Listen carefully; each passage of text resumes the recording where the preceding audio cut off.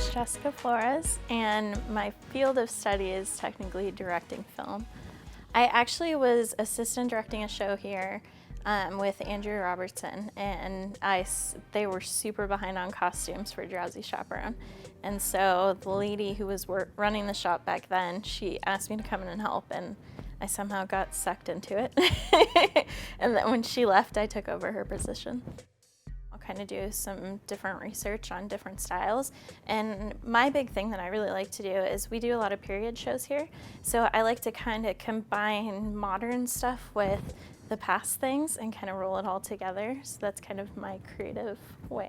Well, it depends. Like it depends on each director, especially. I have some directors that are much more hands-on, and they will give me a theme of what they're actually kind of going with in the show, and with others, I'll find something in the script that makes sense to the entire show, and I'll kind of go with that. So basically we kind of start with the student. Each person has their own body type and different things like that. So a lot of times I'll kind of base building a costume off of the particular person. That's the awesome thing about actually making things, is you can make them for the individual, which is pretty cool. But we'll start out by kind of taking their measurements, figuring out what would look best on them, and then we'll kind of pull out patterns, start going through fabric, and a whole bunch of sewing goes from there.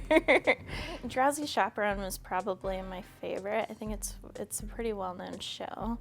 I designed for all of them, but it was a lot of fun. It's just, I don't know, each show's a little different. My favorite time period is definitely the 20s.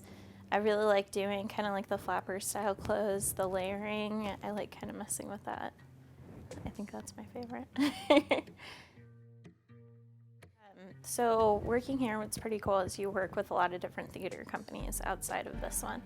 And Carla Frederick, who also works here, she's got me in with Phoenix Theater, so I've been able to do some stuff down there. So it's nice because it's like you meet different people and you get to kind of try your hand at different things at different theaters. The cool thing about our program, I think, is that, like, especially for me, a few years ago, I didn't even know how to sew. And I came in here and suddenly I'm building 28 costumes or whatever for a show. So I think it's cool that we give like so many different opportunities at the school. And I mean, anybody that wants to come in and sew can just come in and I'll teach them. And that's basically how I got into it. So I think it's cool that we kind of give people the opportunity to do everything. So I've worked a lot with different people backstage, so I've learned a lot of different things that I just didn't know about, especially technical theater. It's a lot of work, and it's pretty cool because I've gotten the chance to kind of learn more about that. I've learned a lot about lights, which I started out knowing absolutely nothing. And then too, I've done stage management and stuff like that. So it's like I said to you, you meet so many different people and you work with so many different people. You get job offers all the time. So I think that helps build your career a ton. I think the program's amazing. Andrew's done a lot for our program, and she's turned a lot of stuff around, and there's just so many different things that you can do.